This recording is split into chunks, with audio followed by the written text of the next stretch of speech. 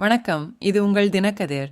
நடிகர் சிரியல்வாதி விஜயின் டிவிகே பேரணியின் போது 41 பேர் உயிரிழந்த செப்டம்பர் 27 அன்று நடந்த துயரமான கரூர் கூட்ட நெரிசல் புதன்கிழமை தமிழக சட்டமன்றத்தில் சூடான விவாதங்களை தூண்டியது.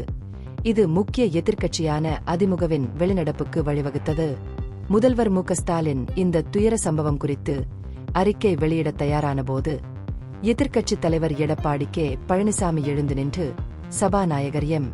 அப்பாவை இந்த விவகாரம் குறித்து முதலில் பேச அனுமதிக்குமாறு வலியுறுத்தினார். இருப்பினும் சபாநாயகர் முதல்வரின் அறிக்கையை ஏற்றுக்கொண்டார். இது அதிமுக சட்டமன்ற உறுப்பினர்களின் எதிர்ப்புகளை தூண்டியது. சபாநாயகரின் முடிவில் அதிருப்தி அடைந்த அதிமுக உறுப்பினர்கள் ஆளும் கட்சி ஒரு முக்கியமான பிரச்சினையில் எதிர்க்கட்சியின் குரலை அடக்குவதாக குற்றம் சாட்டி சபையிலிருந்து வெளிநடப்பு செய்தனர். சட்டமன்றத்திற்கு வெளியே செய்தியாளர்களிடம் பேசிய பழனிசாமி கரூர் கூட்ட நெரிசலை இந்தியாவின் அரசியல் பேரணிகளின் வரலாற்றில் முன்னெப்போதும் இல்லாதது என்று விவரித்தார். மேலும் திமுக அரசு சம்பவத்தை மறைக்க ஒரு நாடகத்தை நடத்துகிறது என்று குற்றம் சாட்டினார்.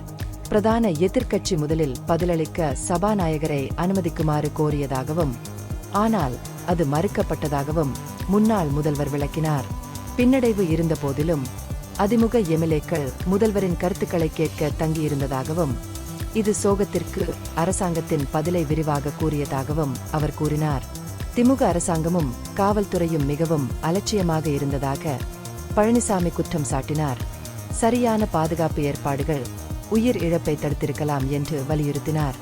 ஆளும் கட்சி இரட்டை தரங்களை பயன்படுத்துவதாகவும் ஆளும் கட்சிக்கும் எதிர்க்கட்சிக்கும் வெவ்வேறு விதிகள் உள்ளன என்றும் அவர் குற்றம் சாட்டினார்.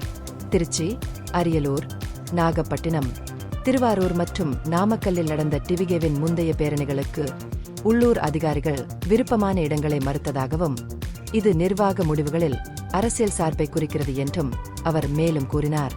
அதிகாரப்பூர்வ நபர்களை கேள்வி எழுப்பிய பழனிசாமி கரூர் பேரணிக்கு அனுப்பப்பட்ட காவல்துறையினரின் எண்ணிக்கையில் முரண்பாடுகள் இருப்பதாக கூறினார்.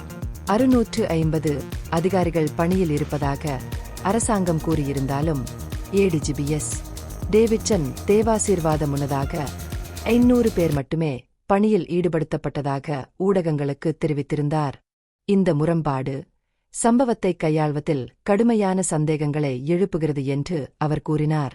இந்த பகுப்பாய்வு நுண்ணறிவுள்ளதாக கண்டால் முக்கியமான அரசியல் முன்னேற்றங்கள் குறித்த கூடுதல் புதுப்பிப்புகளுக்கு லைக் செய்யவும், ஷேர் செய்யவும், சப்ஸ்கிரைப் செய்யவும். இது உங்கள் தினக்கதிர். நன்றி.